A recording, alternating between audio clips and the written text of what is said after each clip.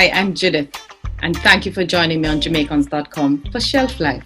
Remember to like this page, share it with your friends, and drop us a line in the comment section below. Shelf Life is brought to you this week by Linden's Graphic. For all your graphic needs, including book cover design and interior layout, promotional materials, brochures, social media covers, logo design, and so much more, contact Linden at lindensgraphic@gmail.com or visit lindensgraphic.com.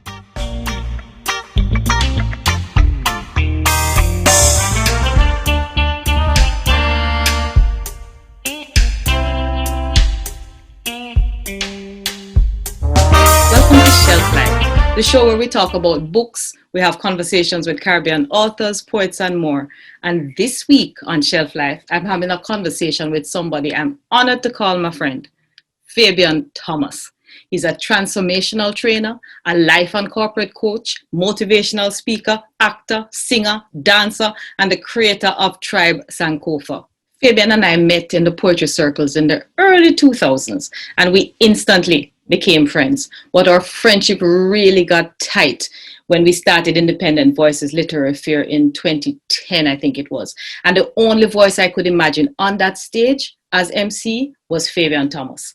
Since then, we have shared many stages as poets, and he's also a part of the Jamaica Poets Tour, the school tour that goes to colleges and schools all over Jamaica every year. Here's my chance to sit down with Fabian and talk about him, what drives him, and his work.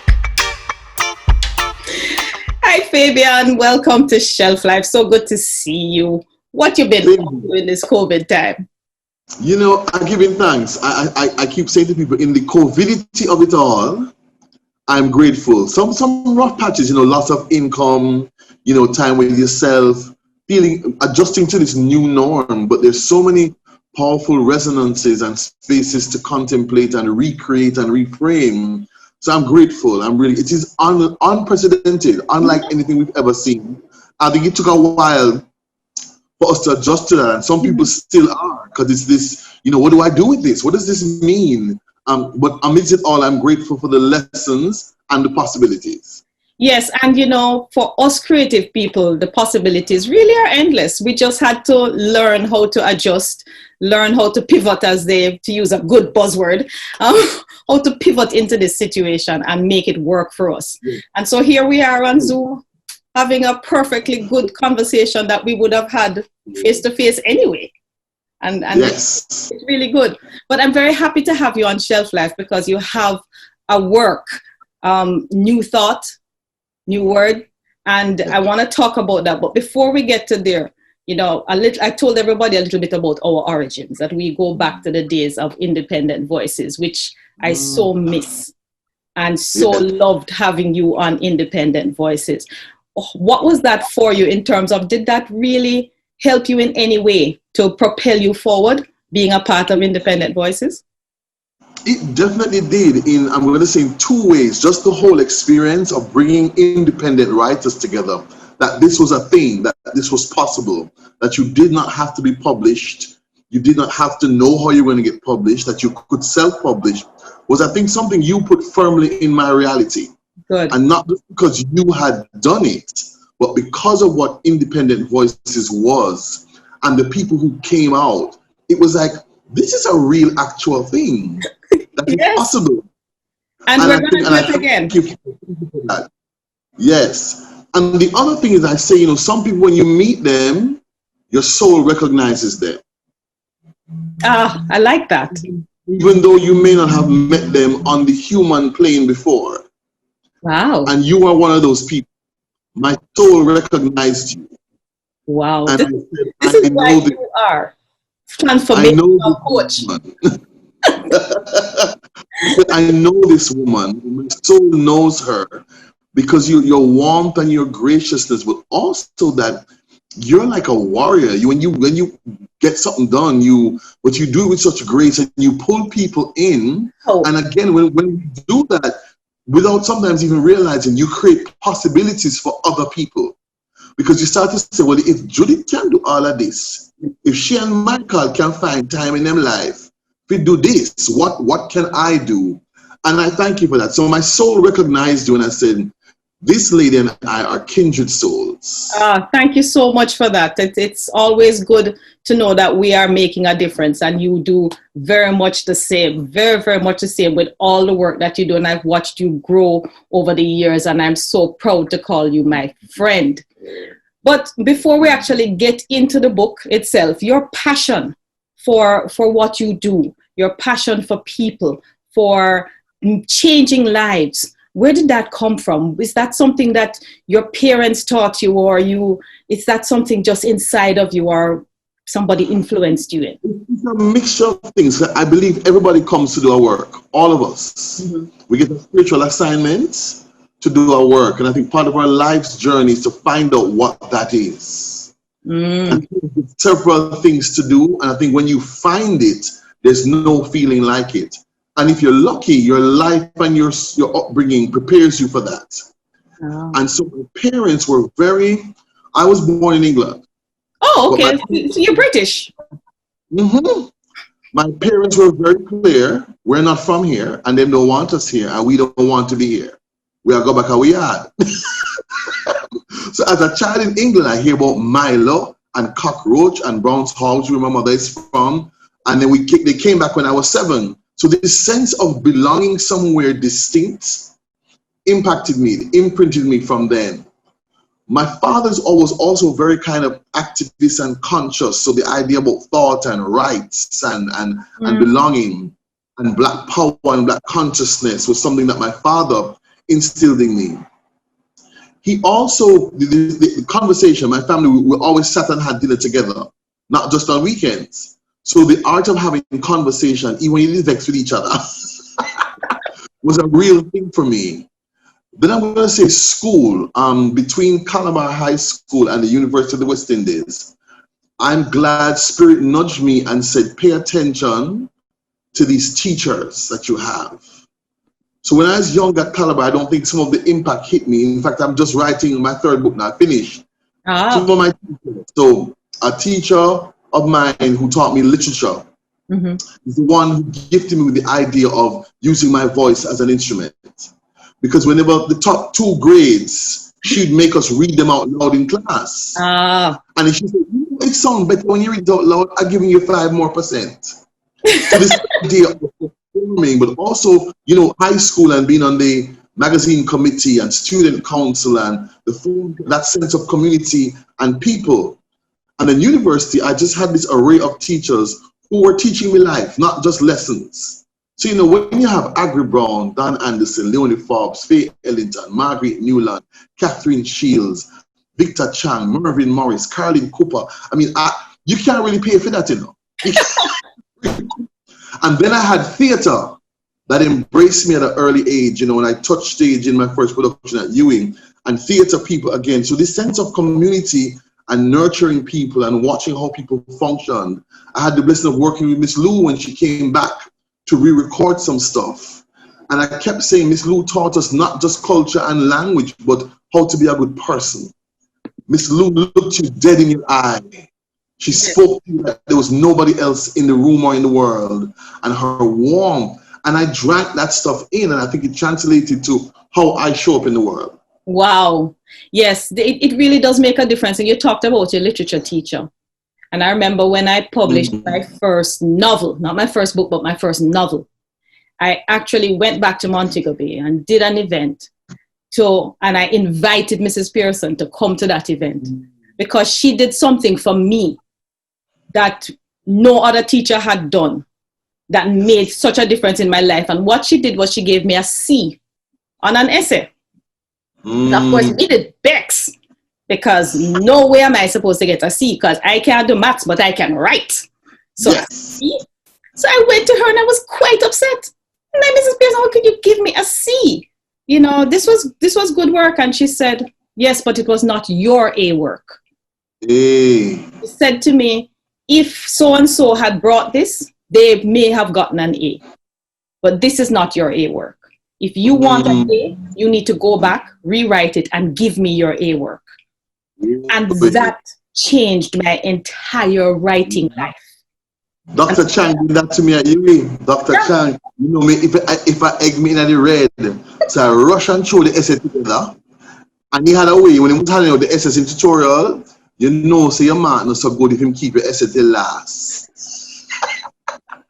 Him hand out and he can't give a bit essay Judith and him come by the chair and him say, so you were conscious when you handed this in? So I said, yes, Dr. Chan. And him said, and you intentionally, it was your intention to give me this? Yes, Dr. Chan. Well, him said, tell you what, I'm giving you back. You don't have the shame. And he said something to me I've never forgotten, Judith. He said to me, never intentionally hand in substandard work. Wow. And that's what she did for me too. He said, ask for an extension. I might run you, but do not hand in work you know is beneath you.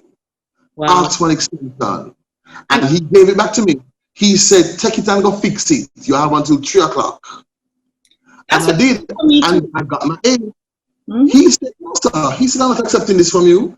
And you see, teacher, people who show up in your life like that, mm-hmm. they imprint you because you kind of get the sense of, oh, okay, then. Yes. There's a standard, and there's my standard that I should not fall below. And that's very, very important. It's very, very, very important. So let's talk about your book. New word, new thought. New thought, new thought, new word. Yes. Let's talk about new thought, new word. Because it's kind of a mixture of poetry and verses and gratitude verses. And I want to talk about one story in particular, right? You talk about your dad, new thought for my dad. And in a country and in a world where so many fathers are absent or they're not, they may be physically present, but not spiritually or emotionally present in the lives of their children. Tell us about that particular story and why you decided to share something so intimate with the world in your book. Well, the whole book was a journey because it's that thing of, again, you have all these writings. Yes. And literally, I had a folder on my laptop named Fabianisms of things I say in workshops, essays and things put together. And in a conversation with Carol Beckford, we're talking about intellectual property and creativity. And she said, you, for instance, I see you on Smile Jamaica all the time. You're one of my favorite guests because you make sense. You keep it real. She said, how it work? Them tell you the topic and you say how you're going to discuss it, right? I said, yeah. She said, if you were to go back to them and get all the episodes you've done, you'd have a book. Mm. How many things just said or wrote down that you do? And I thought, And the Fabianism folder popped into my head. A week later, I went to the folder and I said, if I were doing a book, what would be in it? And I started to pull things out in a new folder that named The Book, because it never had no title yet. Went back a week later, fine-tuned, added things. That's so I could add things. And in about 2 weeks, I had what's in the book now. Oh. The daddy story had been written before. And it's, as you said, if anybody had told me I would have the relationship I had with my father now, I would say never in a million years. Wow. Because we did not get along. Problematic. And him learning and me having to say, this man is my father. Good, bad, and indifferent. And then the spaces of grace, when he made himself vulnerable, when there was connectivity, sometimes that was completely unexpected. Because my father, when we were growing up, was not demonstrative at all. One of those where, you just provide, but you're not supposed to provide emotional support. My father provided fiercely. Because, they came back from England. They wanted their own house. My father, I think my sense of community comes from that as well. Before my parents had a car, my daddy would come home first. And then we'd start cooking, walk to the bus stop and meet my mother, and then walk home. When he came back to Jamaica, he took his mother and father to live with us. Okay. When my grandfather fell, and I used to pack his overnight bag. And the Horlicks bottle? Yes, man. Glass. So I used to put this condensed milk in that. And when I was unpacking the bag one day, it was broken.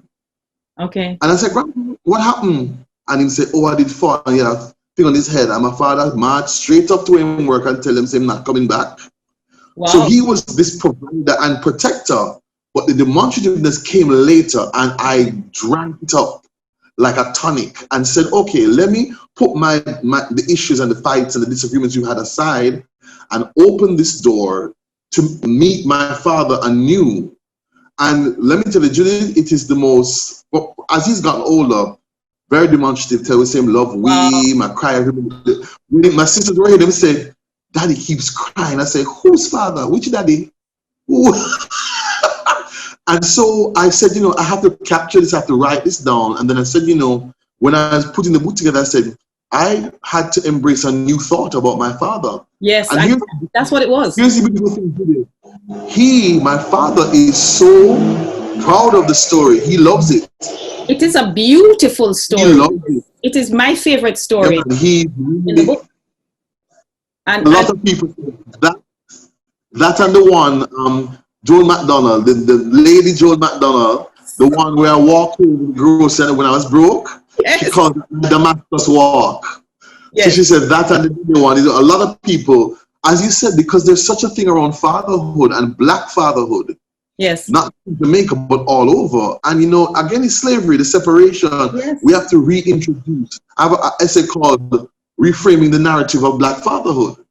Okay, interesting. Let me stick a pin right there, because for me, it was an interesting essay because I've seen it, but I didn't live it. My father was an ever-present father. My father was the father or the don of fathers. He was strong, disciplined, provider, but also very emotionally available in every way to his children. He was really like super dad. Yeah. And I remember my father was one of those who carry you, go everywhere, pick you up from everywhere. Mm-hmm. If it's party, you're going, him carrying you, him going to wake up and come get you.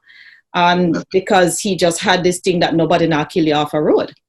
Thank you. So, it was a really great read for me because I have friends who had that kind of relationship that you had with their fathers. Mm-hmm. And you really brought it out really, really wonderfully. But I want to move on though. I want to talk about Tribes and Kofo before we run out of time. And I want you to give me Yele. So if you can give me Yele, because Yele is And here's how Yele came. I was really heartbroken when people were talking about the Haitian earthquake. People said, yes, them wicked. A God. And I thought, really? And in my head, I kept thinking, understand the location of Haiti in history, in black culture and history. And I think it was at Say Something, when Clement and Howard used to say something, and I performed and I was sitting by the bar, and Yele, the beginnings of Yele came to me. So this is, and the subtitle in the book is New Thought for a Nation, Yele. Mother Earth rumbled in response to the words heaped upon you. Epithets added as if part of your name. Poorest nation, cursed by God, voodoo capital, Satan worshippers. She turned, remembering the forgotten bookman and Louverture, first independent nation in Latin America, bondage repugnant, irritant to your spirit, toxin rejected by your blood, you, punished with 2 Duvaliers, Tonton Macoute, 100 years of reparations to France. She coughed, choking on injustice, aftermath of embargoes and deforestation, gasoline neckties stuck in her craw. She heaved, shattering limbs, took a deep breath, inhaling buildings, leveling the land, belching off the bile. Mother Earth shifted. When she settled, the smell of death hung thick everywhere. Then hope rose resolute. Memories were jogged. The indefatigable Haitian spirit sprang up from amidst the rubble and danced shouting, Yele! 11, 14, 17 days buried yet alive, we will not go quietly into the night. With amputated limbs, broken hearts and homes, we will not give up. Do you know who we are? Egalite, first Black Republic in the world. Yele, we are Haiti. We shall rise again. Oh, beautiful, beautiful. So I have the additional blessing of having a voicing of this by Leonie Forbes, which is going to be in the audio book. Very excited. Oh, that's very exciting. So, as you talk about audiobook and Leonie Forbes, we know you as actor and singer and dancer and all of that. And very quickly, let us just, because I'm going to show some Tribes and Kofo, and I want the time to show that. So, tell me about Tribes and Kofo. Tell my audience about Tribes and Kofo. What is that? How it came about, and real quickly, what it is you do. Tribes and Kofo is a blessing and a gift from Spirit and the ancestors. I've always wanted a group. And in 2012, I formed a group called Tribes and Kofo. That's a performing arts collective, but for me, it's also a tribe.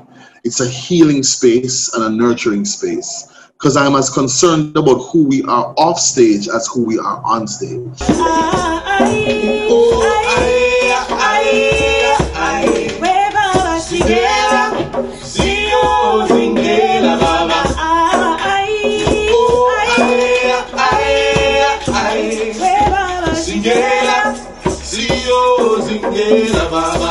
Of those walking through sand, guided by the rumors of moonlights, shadowing a past once remembered. It is you, relentless rhythm maker, firmly sequestered between the strong legs of the djembe fola. That speak a language unscripted, untamable, that isolates our pain, savagely splintering it, releasing our chains, teaching us the path to freedom, teaching us to love again.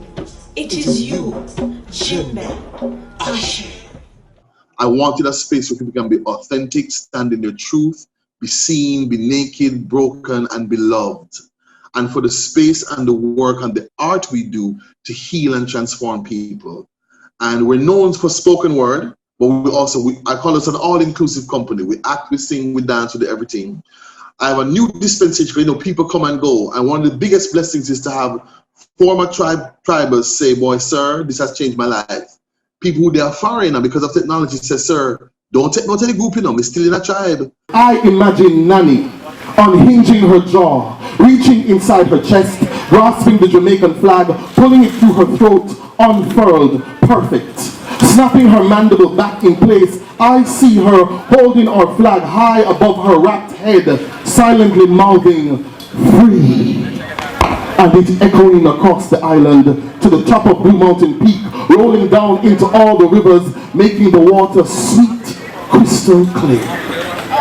210, half a century of independence with various degrees of vengeance, about 200 years after cat o' nine shredded brown flesh, then salt applied for good measure, when rats stretched flayed limbs, racking dark bodies with agony, a time of customary bloodletting, blood shed like water, reddened earth and air, and in my head, from the spots where droplets and gushes spattered, flowers sprang up hungrily with plasma red bulbous blossoms emitting pungent perfume, pervading the air. Those who inhaled it became truculent, insisting on, ravenous for freedom to be independent. So we have people who have left who come back and do work with us. And COVID, again, the lessons, we have been meeting online, Zoom, Google Meet, you name it. I've auditioned 4 or 5 new members in COVID, and we're about to do our very first virtual season, which I'm really excited about. And then we're also included in Kingston Creatives, and we're very excited about that. So it's new for us, shooting the work. But here's the other thing, Judith, there are no accidents, because we've always wanted to do this, to start to record our work like mini films. Brilliant. So this was a dry run for us, so there are no accidents. There are no accidents. We're on Instagram and we're on Facebook, Tribes and Kofo. Brilliant. There are no accidents. It's not an accident that you and I met in the same space. As you said, our souls met in a different space and time. So great talking to you, Fabian, as always. And I'll look out for more from Tribes and Kofo. I enjoy your performances. I enjoy listening to you. And I'm looking out for the next book, which when it comes out, we'll bring you back on Shelf Life again. Thank you so much for your time. Thank you. Blessings. Blessings. Welcome. Thank you. All of it. Thank you for watching Shelf Life. I'll see you again next week with some more of whatever is on the shelf, when we'll be talking to a different author. Follow me on Facebook. Check out my website for more information on my books, my radio and TV shows, and I'll see you again next week. Shelf Life is brought to you this week by Linden's Graphic. For all your graphic needs, including book cover design and interior layout, contact Linden at lindensgraphic@gmail.com or visit lindensgraphic.com.